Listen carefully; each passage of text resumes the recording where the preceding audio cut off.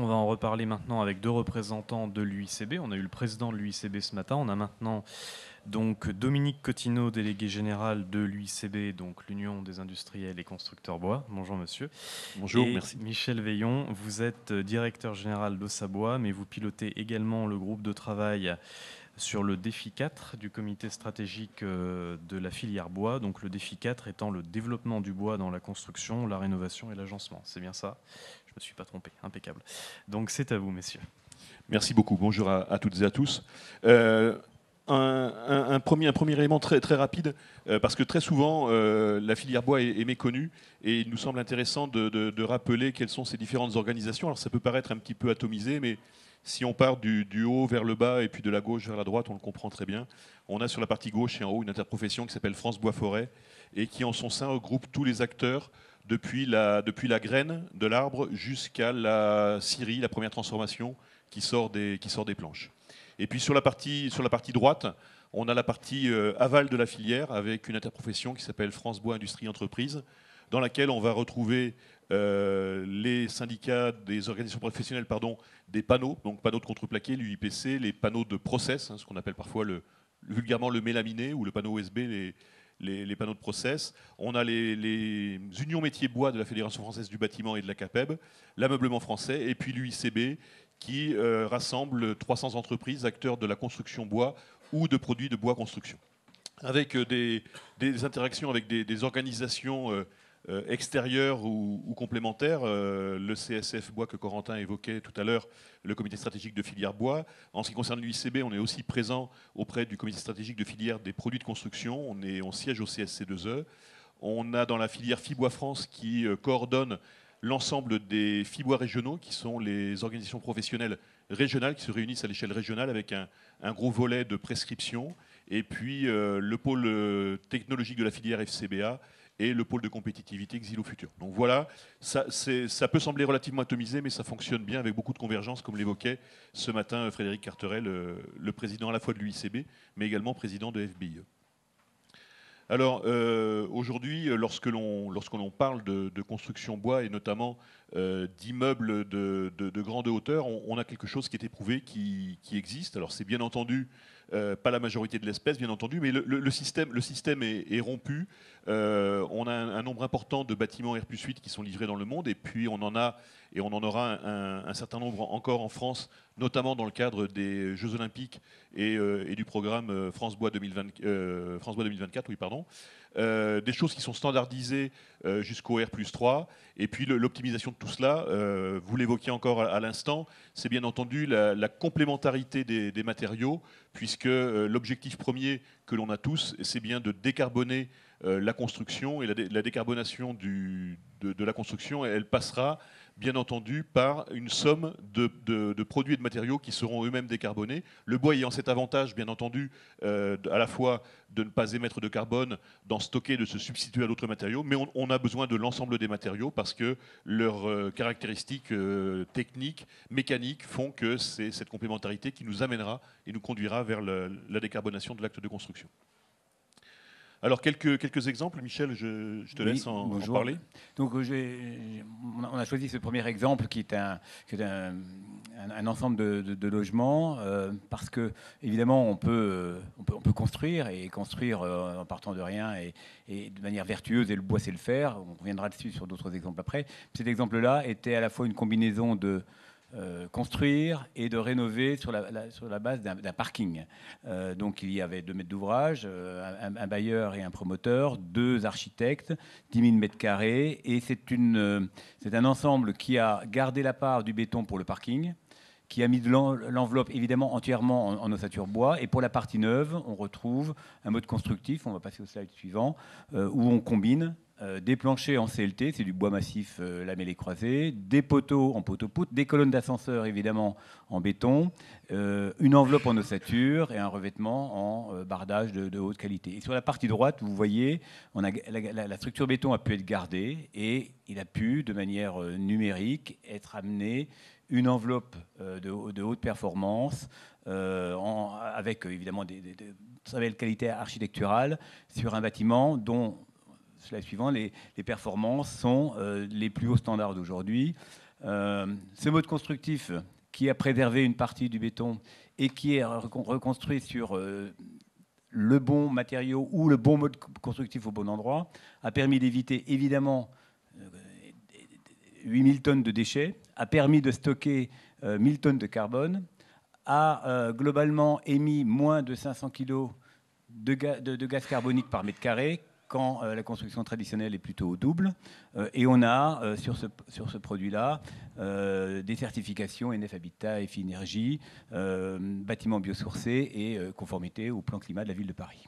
Et enfin, vous verrez, et c'est un sujet sur lequel on reviendra, cette architecture a prévu, dans le cadre des nouvelles orientations ou des tendances post-Covid, d'avoir des balcons, des espaces ouverts, ce qui a été fait sur la partie neuve, mais qui a été aussi préservé sur la partie reconstituée. Ça, c'était ce premier exemple sur la performance thermique et du mode constructif. R+6. Et pour compléter ce que Michel évoquait, il est clair que les solutions bois construction permettent également une grande liberté architecturale dans la conception et la réalisation des bâtiments. Sur cet exemple-là, on est dans du logement un peu particulier, c'est du logement à la montagne. Et là, l'exemple est donné uniquement par rapport à quelque chose qui, évidemment, va s'imposer également en centre urbain, c'est la vitesse de construction. Là, on est sur un bâtiment en R+8, réalisé en 6 mois. On a 8000 m², 99 appartements, du T2 au T4. D'accord. Alors avec des trames variables en termes de largeur et de profondeur, un travail architectural. Les 310 modules ont été faits intégralement en usine, livrés avec évidemment kitchenette, salle de bain, équipement. Vous passez au slide suivant. Et on voit que la seule contrainte architecturale était évidemment de faire plomber les séjours, de développer tantôt une chambre ou deux chambres à droite ou à gauche et d'utiliser les quelques pignons du bâtiment pour faire les fameux T4 qui, eux, requéraient un nombre de chambres supérieur.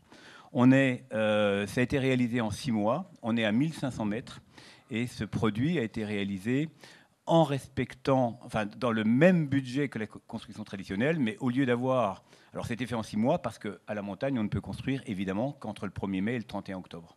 Et donc, on est arrivé à respecter le budget global de la construction traditionnelle. Alors, évidemment, le contexte particulier a fait qu'il n'y avait pas de béton à transporter à 1500 mètres d'altitude, ni des équipes de plaquistes, ni des livraisons fractionnées d'une palette de ceci ou une palette de cela, parce que sur un chantier, vous savez très bien qu'on ne peut pas stocker, donc on fait des livraisons très fractionnées. Là, évidemment, les camions qui montaient 2 modules par 2 modules remplaçaient entre 2 et 4 camions d'équivalents produits livrés dans les conditions habituelles d'un chantier. Et enfin, pour terminer sur cet exemple-là, vous voyez l'intérieur. Tout a été fait en usine, sauf évidemment le mobilier mobile. Et la résidence est en service depuis 2 ans. Elle donne entière satisfaction sur la performance thermique. Et évidemment, point important, s'il a été fait en 6 mois, c'est en 2020, elle a fait l'objet d'un co-développement entre le promoteur, la maîtrise d'œuvre, le SDIS local, le bureau de contrôle, de manière à, on est à R+8, il y a du bois visible, pas toujours, mais il y a une structure bois à 100%, puisqu'on est sur 8 étages de modules en bois. Et donc tout a été fait pour, d'une part, répondre aux attentes des uns et des autres et à la réglementation en vigueur. Et ce travail en amont, on peut le dire, est aujourd'hui peut-être la seule contrainte qui existait, c'était de prendre des décisions, in fine, entre 2 ans et 1 an et demi avant le début des travaux. Une fois que c'est parti, il n'y avait plus la possibilité de corriger ou de faire les adaptations, mais c'était la condition évidemment indispensable pour livrer en 6 mois. Et encore une fois, ce projet n'est présenté que parce que, on le sait, dans les centres urbains, on demande d'arriver avec des éléments préfabriqués. À Singapour, par exemple, c'est impératif. À Paris, ça vient sur certains projets. On ne peut plus arriver avec des lots séparés, des camionnettes de tous les côtés, des problèmes de déchets. Alors, il y a des contraintes, mais demain, il y aura de la valeur qui sera donnée pour un chantier de 6 mois au lieu de 18 mois, évidemment. Et tout ça, réalisation en période Covid. Évidemment, réalisation en période Covid, parce que la construction bois ou la préfabrication est un peu plus résiliente au Covid. Nos usines sont reparties au bout d'1 mois, alors que nos chantiers sont repartis au bout de 3 mois, évidemment. Et ça, tout le monde dans la construction l'a rencontré. Je vais dire un mot également sur le confort, parce que c'était une attente. Et le confort, c'est 2 gros aspects. Un premier aspect, c'est la performance thermique et donc le bois, la construction bois est naturellement, le matériau est naturellement isolant. Quand on fait de l'ossature bois, on est naturellement structurel et isolant. Dans ces exemples-là, on voit qu'on peut très facilement, que ce soit en neuf ou que ce soit en rénovation, rapporter une structure bois sur un mur existant ou le prévoir dès le début. Là, on a un exemple à droite de surélévation, donc sur des barres des années 70, une soixantaine de logements ont été préparés en modulaire, posés en site occupé sur ces barres d'immeubles. À gauche, on voit une rénovation avec apport de balcon. D'accord. Donc on peut à la fois, et c'est le plan de détail qui est donné, à la fois traiter la thermique et à la fois apporter le confort de vie qui est attendu dans une structure porteuse, solidaire ou pas solidaire de la structure en place, et qui donne à la fois le confort de vie et à la fois le confort thermique. Sur l'exemple suivant, c'est dans les sujets très à la mode aujourd'hui, qui est la rénovation pure thermique. Là, c'est un exemple à Bordeaux avec le bailleur ICF. Il y a eu 15 tours comme ça qui ont été traités. Tout a été fait en même temps, le désamiantage, le changement des menuiseries. Les murs sont arrivés d'usine et portaient à la fois les menuiseries, le bardage, d'accord, et évidemment la surisolation et les étanchéités. Et il y a eu également un traitement sur la partie CVC, de manière à diviser entre 3 et 4 la consommation énergétique dans un délai et en site occupé, parce que l'intérêt de ce mode d'intervention en rénovation, pour apporter du confort, c'est de pouvoir travailler en site occupé. Et la suivante, je te laisse la parole sur la partie. Alors là aussi, un élément important qui ressort de nombreuses études qui ont été réalisées dans des pays étrangers. Quelques études commencent à se faire en France. Là, ça fait référence à un acteur autrichien, Stora Enso, qui atteste aussi des bienfaits apportés en termes de confort par rapport à la construction bois, par rapport à d'autres modes constructifs. Ce ressenti qui est avéré et qui correspond aussi à une nécessité aujourd'hui sur des sujets tels que la qualité de l'air, tels que les systèmes visuels, tels que ce que ça peut apporter même, et de nombreuses études le démontrent, un impact sur le rythme cardiaque. Il y a aussi des choses qui existent sur le volet de la qualité du sommeil.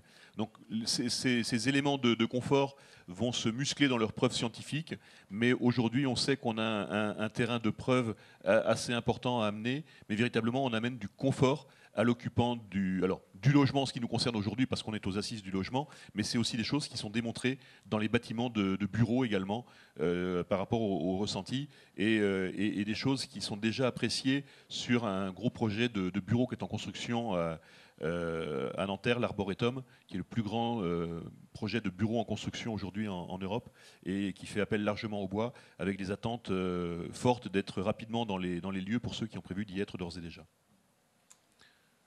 Donc, la question posée était la question de la durabilité. Alors évidemment, sur le bois, mais on peut le dire également sur l'ensemble des matériaux de construction, il y a deux sujets essentiels. C'est évidemment la protection à l'eau, qu'elle vienne en interne ou qu'elle vienne en externe. Et puis évidemment le sujet feu. Alors on détaillera après si vous voulez lors des questions, mais il y a évidemment des règles de construction, il y a des choses qui se calculent en termes de durée de résistance ou de conditions d'isolation ou de protection.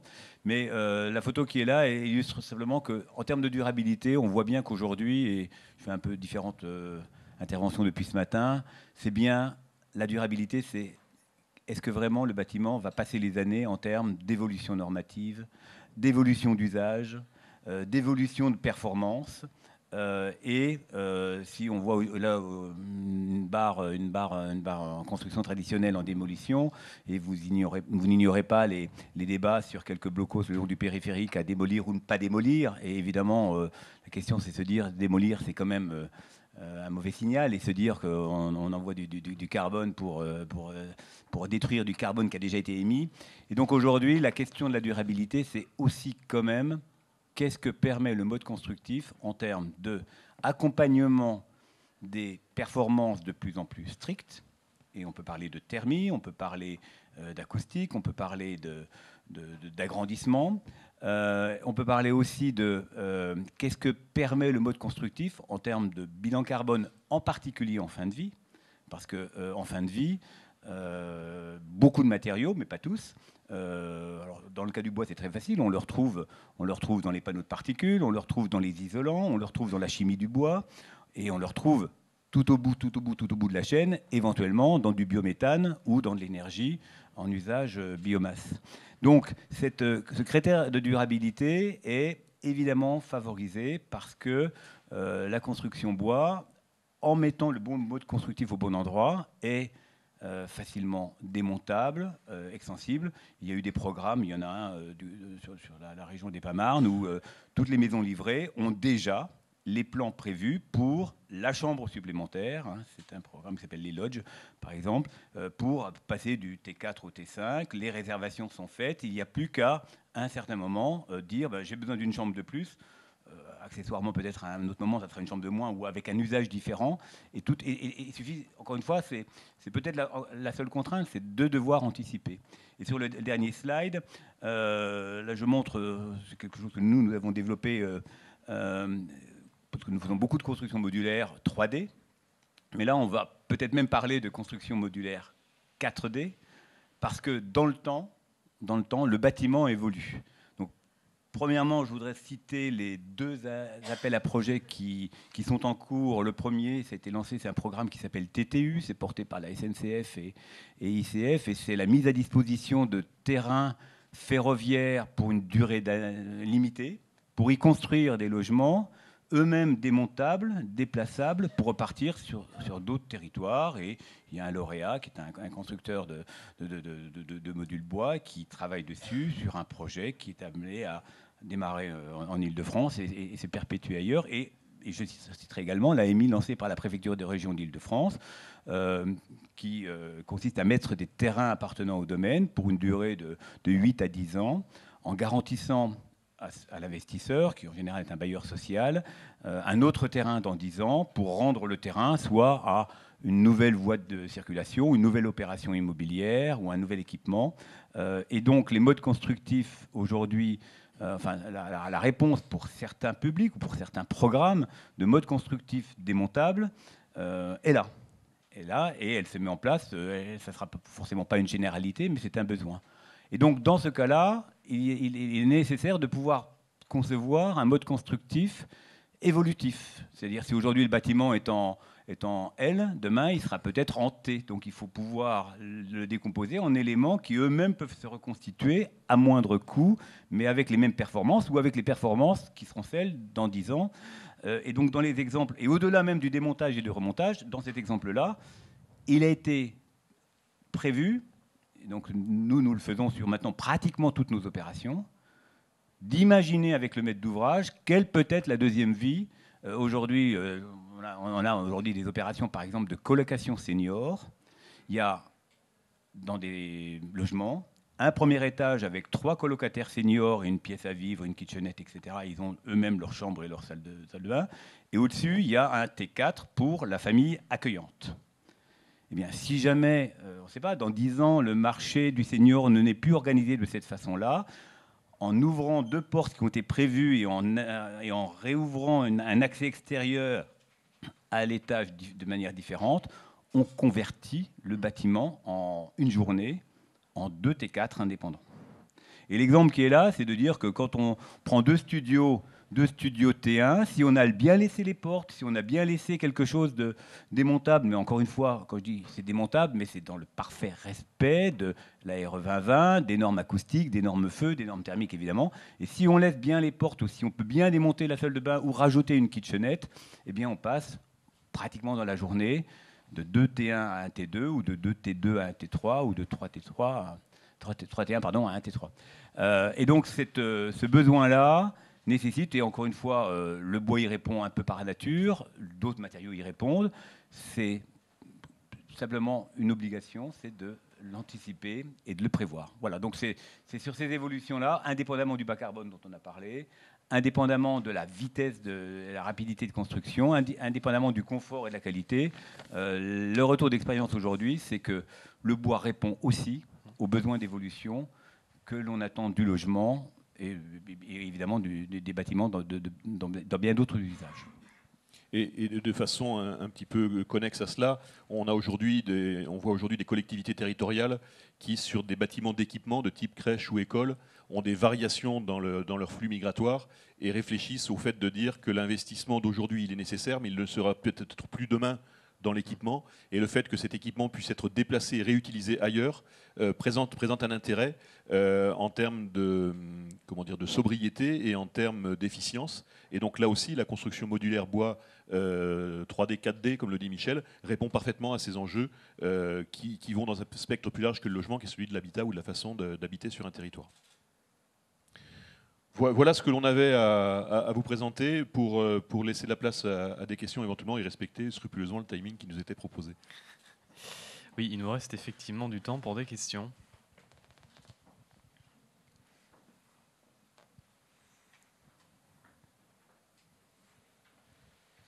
Oui, monsieur, on va vous apporter un micro. Oui, bonjour, Stéphane Estève, UMGO. Je voulais juste savoir, au niveau de la massification et des possibilités de fournir à plus grande échelle, est-ce que la filière bois est structurée pour les enjeux qui arrivent? Alors, elle se structure. Il y a deux aspects. Il y a la notion de la ressource, et sur cet aspect-là, la ressource est présente, donc ce n'est pas un sujet. Mais nous devons faire monter en puissance nos industries de transformation. Ça, c'est clair. Donc aujourd'hui, on a des plans d'investissement qui sont en place. On a des leviers financiers qui vont arriver dans le cadre de France 2030. Il y a 500 millions d'euros qui ont été fléchés pour accompagner la nécessaire montée en puissance de la filière. C'est-à-dire qu'une nouvelle fois, le législateur, lorsqu'il a fait le premier choix, qui est celui de décarboner l'acte de construction au travers de l'outil qu'est la RE 2020. On sait que mécaniquement, ça va entraîner plus de bois dans la construction. Donc, il y a ce défi d'y répondre. J'ai souvent pour habitude de dire, lorsque on m'interroge sur savoir si je suis satisfait de la RE 2020 pour la filière bois. Oui, j'en suis satisfait, mais cela induit pour la filière une responsabilité importante, c'est d'être au rendez-vous. Et là, les investissements industriels sont en place chez beaucoup de nos industriels. Il y a des choses qu'on n'a pas vues beaucoup parce qu'on ne se rendait pas beaucoup sur le terrain pendant les périodes où on était limité dans nos déplacements. Mais je peux vous garantir que les investissements sont là et des choses qui deviennent extrêmement intéressantes sur un plan technique et industriel. On imagine encore parfois le monde de la Syrie notamment comme un monde relevant de la période de Germinal. On voit des choses beaucoup plus intéressantes aujourd'hui avec un véritable outil industriel qui se met en place. Et puis c'est pareil sur la seconde transformation, sur des unités de fabrication d'ossature. Michel, tu le connais bien, de fabrication de lamellé collé ou de CLT. Oui, on progresse à grands pas pour être au rendez-vous des volumes dont on aura besoin. Ce qu'on peut peut-être juste ajouter, c'est que en grande masse, beaucoup de produits de produits de deuxième transformation bois étaient importés. Qu'aujourd'hui, pour répondre à évidemment l'augmentation de la demande du fait des orientations, des codes et des règles de construction, le volume ou la consommation de bois va augmenter de manière certaine. Depuis 2-3 ans, la part d'importation réduit, donc la part de bois français augmente. Autrefois, on n'avait pas de CLT, on avait très peu de bois, ce qu'on appelle abouté. Je crois qu'on est pratiquement capable de faire du lamellé collé pour les volumes consommés en France. Il y a encore des produits très techniques qui n'existent pas en France, mais c'est des produits vraiment très spécifiques, un peu marginaux, mais qui viendront, mais ce n'est pas ceux qui sont le plus volumineux. Sur le volume, les scieries, les installations de séchage, de rabotage, d'aboutage et qui permettent d'avoir des bois de qualité normés, eux sont en place et on peut être confiant sur cette dynamique qui va continuer à accompagner on va dire la souveraineté nationale en matière de construction bois. Et puis il y a aussi eu la période que l'on a vécue, notamment en 2021, sur des tensions extrêmement fortes sur les approvisionnements. On était beaucoup moins serein il y a un an à pareille époque. Et ces problématiques qui étaient des problématiques conjoncturelles, on le sait, nous ont amené à réfléchir très rapidement et à mettre en place des actions au sein de la filière au travers des différents acteurs que je vous présentais au tout début de cette intervention pour amener des réponses structurelles à ces problématiques conjoncturelles et se faire confiance entre acteurs de la filière. Ce qui n'était pas forcément le cas il y a quelques années ou une dizaine d'années encore, mais là aussi, on a beaucoup appris de ce que l'on a vécu sur 2020 et 2021. Oui, ce que Frédéric Carteret disait ce matin, ce qui manque en fait, c'est les usines. C'est pas la production qui pose problème, en fait, c'est la transformation. Donc, il y a de très jolis projets qui sont en cours de réalisation, de jolis projets industriels. Ouais. Oui. Ça bouge. Y a-t-il d'autres questions? Oui, monsieur. Oui, bonjour, Baptiste Restel en Cols, je parle pour le nom de l'Ancols. Vous dites la ressource, on est tranquille, mais avec les projections de réchauffement climatique, on est sûr qu'elle va se maintenir ou pas? Alors là aussi, hein, ça fait l'objet de travaux importants. On a eu les assises de la forêt et du bois qui se sont déroulées sur le début de cette année. Bien entendu, il va falloir s'adapter au changement climatique. Donc c'est de croiser ce que va être la demande par rapport à ce que pourrait être la ressource. Donc là, il y a effectivement des choses des bons choix à faire. On a aujourd'hui un cabinet qui travaille à amener des projections de l'impact de la RE 2020 avec les différents crans qui vont arriver et puis le besoin du marché pour avoir une perspective par rapport à ça. Et puis effectivement adapter les essences à ce réchauffement climatique. Donc c'est un véritable sujet dont on se préoccupe et je puis vous assurer qu'il ne préoccupe pas que la France. On a un certain nombre de représentants de la filière qui sont rentrés d'un voyage d'études hier soir en Suède et la Suède est confrontée aussi aux mêmes problématiques, hein, donc c'est vraiment quelque chose qui est important, mais la chose qu'il y a, c'est qu'on l'a à l'esprit. Il y a beaucoup d'autres choses qui nous sont arrivées auparavant. Les premières crises sanitaires et les premières crises de scolytes, on ne les avait pas forcément trop vues arriver. Là, on imagine qu'il faut se préparer à des changements importants. Donc on essaie de se préparer au pire, comme ça on a une chance de ne pas être déçu. Et puis peut-être un mot supplémentaire en termes de ressources. On est en train aujourd'hui de travailler, ça fait quelques années, mais ça se fait un peu naturellement dans le bois, mais d'augmenter cette capacité-là, c'est de faire le meilleur usage de la ressource en elle-même. Je m'entends. Je vous ai montré différents modes constructifs. On peut avoir des planchers en CLT, on peut avoir des planchers en solive, mais on peut aussi remplacer une solive par ce qu'on appelle une poutre en I, où vous avez une semelle en bois massif, une âme de votre I qui est fait en bois recyclé, en panneau de bois recyclé, et de nouveau une semelle en dessous. Et quand vous comparez la consommation de bois neuf entre cette poutrelle en I et une solive pleine, ou même un plancher CLT, vous divisez par 50 la consommation de bois, c'est-à-dire c'est non seulement le bon matériau au bon endroit, ensuite le bon mode constructif, et pas plus de bois qu'il ne faut. Et dans la chaîne d'usage du bois, il faut évidemment dire le bois le plus noble, quand il est coupé, il faut le garder pour le parquet, il faut le garder pour le mobilier, il faut le garder pour la construction. Et après, on passe dans des modes dégradés que sont les panneaux, les isolants, et en tout dernier, l'énergie. Et à tort, il y a 10 ans, quand on voyait le cours du pétrole augmenter, eh bien, je voyais des arbres neufs broyer, finir dans des centrales de biomasse qui récupéraient des arbres neufs, parce que la filière n'avait pas l'outil industriel pour scier, transformer et valoriser. Aujourd'hui, c'est terminé, et je milite. Alors, il y a un petit conflit, hein, évidemment, les énergéticiens seraient très contents de récupérer des arbres pour les sécher, faire du pellet, etc. Non, que l'on garde, il y a bien assez de chutes dans les petites branches, les écorces, les chutes du process pour alimenter l'énergie, pour alimenter le panneau, et qu'il n'y ait pas un mètre cube ou un centimètre cube de bois noble qui partent dans des filières dégradées. Et vous allez voir que là, la ressource va pratiquement doubler parce qu'on n'en fera pas plus qu'il ne faut, et puis le meilleur usage possible. Et dans une approche vraiment de sobriété essentielle. Il existe encore aujourd'hui des scieries qui reçoivent une grume et puis qui la scient, qui en font des planches et puis un certain nombre de coproduits. Les grands scieurs et les grosses scieries aujourd'hui, chaque grume est scannée au rayon X pour véritablement voir à l'intérieur la composition du bois, où sont les nœuds, où sont les défauts, et calculer automatiquement un schéma de sciage adapté grume par grume.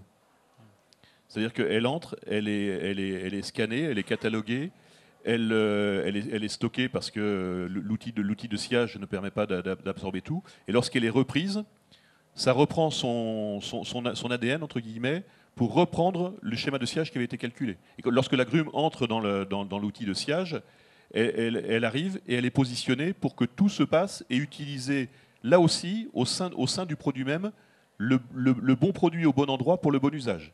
Et tout est utilisé comme cela, à 100%. Rien ne se perd, rien ne part en fumée, je dirais, en déchets au niveau de la série. Il y a une démarche de sobriété pour, là aussi, optimiser le volume de la ressource. Une dernière question ? Oui, on a le temps pour une dernière question, éventuellement. Oui, madame. Bonjour, excusez-moi. Alors peut-être que la question a déjà été abordée, mais la construction bois, dès lors qu'on passe sur du collectif, pour moi, présente deux inconvénients, mais vous avez sûrement des solutions. C'est d'une, la surchauffe d'été, et deux, les impacts sur les planchers, les bruits d'impact sur les planchers. Donc peut-être que ça a déjà été abordé, et comment on solutionne ça ? Alors, donc sur ce qu'on appelle le confort d'été, évidemment, ça se résout. Alors, historiquement, ça se résout par de l'inertie. Donc on ramène des matériaux minéraux, ça peut être une chape béton, mais ça se résout d'abord, et c'est peut-être à tort qu'on a été chercher l'inertie, d'abord peut-être par un meilleur traitement bioclimatique. C'est-à-dire évidemment l'orientation, des brise soleil au sud s'il est possible d'en mettre, une très bonne isolation, et puis seulement une fois qu'on a la montée en température, on met des éléments d'inertie qui sont les parements des murs, une chape de 5 ou 6 cm éventuellement. J'attire simplement l'attention sur le fait que, et vous pouvez demander à des habitants de bars béton des années 70, quand vous avez une semaine de canicule et que votre béton est monté en température, il vous faut 15 jours pour refroidir le béton. Alors certes, l'inertie c'est bien, mais si vous n'avez pas, et la ventilation ad hoc, si vous n'avez pas pu protéger, l'inertie, ce que vous gagnez en reculant la montée en température de votre logement, vous le perdez en vitesse de refroidissement quand la canicule passe. C'est pour ça que les premières réponses sont forcément isolation, protection, ventilation nocturne. Il faut gagner toutes les calories ou toutes les anticalories de la nuit, etc. Ça, c'est le premier point. En tout cas, on est bien d'accord, la climatisation en dernier recours et seulement sur prescription, comme disent certains architectes. Et puis pour le reste, un peu d'intelligence sur le bon matériau. Nous, on a beaucoup d'endroits où on a rajouté un peu d'inertie dans le plancher et dans les parements, mais pas trop. Parce que trop d'inertie, c'est le jour où on aura vraiment des semaines de canicule, et vous savez que ça existe maintenant même à Paris, il peut y avoir un élément contre-indicatif. Sur les histoires de bruit, il y a deux aspects. Il y a l'aspect choc que vous avez évoqué et l'aspect, ce qu'on appelle de bruit aérien. Le bruit aérien se protège là par la masse, et là aussi la multiplicité des matériaux, et s'il faut rajouter un peu d'inertie ou un peu de poids dans le plancher par rapport à ces bruits-là, assez d'accord pour dire qu'il vaut mieux mettre quelquefois une couche de minéral, une chape liquide ou une chape sèche, pour évidemment absorber ces bruits. Ou l'autre solution aujourd'hui, c'est qu'on a des planchers qui ont, certes, dans le cas d'un plancher bois, des plus grandes hauteurs. On peut aller jusqu'à 35, voire 40, parce qu'on a des complexes qui combinent du poids, de l'élasticité et de nouveau du poids pour atteindre les... Et ce à quoi vous faites référence, c'est évidemment les prémices de la construction bois depuis 40 ou 30 ans, et on retrouve... ce qu'on retrouve dans beaucoup d'immeubles haussmanniens à Paris, à savoir des planchers en bois, peu isolés, peu d'inertie acoustique. Et donc aujourd'hui, la normalisation des performances acoustiques du logement ont rendu obligatoire pour la filière d'apporter des solutions. On a des guides de référence développés par nos instituts, les supports techniques derrière la filière. Les solutions, elles existent, mais il ne faut pas rêver, on ne sait pas faire un plancher bois en 20 cm, ça c'est clair. Quand on est en modulaire, il faut un complexe où il y a le plancher, un petit vide et le plafond. Donc ça fait de toute façon quelque chose qui fait à peu près 40. Mais dans la construction modulaire, que personnellement je connais bien, on est sur cette histoire de plancher vide plafond où le double mur fait qu'on a aujourd'hui, même si on est un peu plus épais, les mêmes performances que la construction traditionnelle. Savoir faiblissement acoustique, par exemple 53 dB, ce qui est la norme et qu'on obtient sans difficulté parce qu'on a l'épaisseur, parce qu'on a la désolidarisation. Et là, en plus, le choc n'est pas transmis puisque entre le plancher et le plafond en dessous, il y a des amortisseurs acoustiques qui font que les vibrations ne se transmettent pas. Je fais juste une petite remarque. Quand vous êtes en construction traditionnelle, et vous le savez bien, le choc est intégralement transmis par les matériaux traditionnels. Vous prenez une perceuse dans un immeuble, tout l'immeuble vibre. Prenez une perceuse dans un immeuble en bois, la transmission ne se fait pas parce que le bois amortit évidemment les vibrations. Et puis il y a tous ces éléments de désolidarisation qui fait que ça ne se produit pas. Mais au choc ponctuel, n'ayant pas d'inertie, ça c'est un peu technique, je vous prie de m'excuser, mais aux éléments, au choc ponctuel, la solution bois, peut avoir un peu de faiblesse. Tout ça c'est pris en compte et aujourd'hui je n'ai pas d'inquiétude sur le fait que la construction bois répond à tous les standards et normes. Oui, les solutions sont totalement là, elles existent totalement. Et ce sera le mot de la fin, on va s'arrêter là. Merci beaucoup Dominique Cotineau et Michel Veillon. Merci à vous. Merci. Merci à tous pour votre attention, merci à l'organisation et merci à la technique. On marque une pause et vous retrouverez à partir de 16h ma collègue Lila Fournier qui vous accompagnera jusqu'à la fin de la journée. Merci.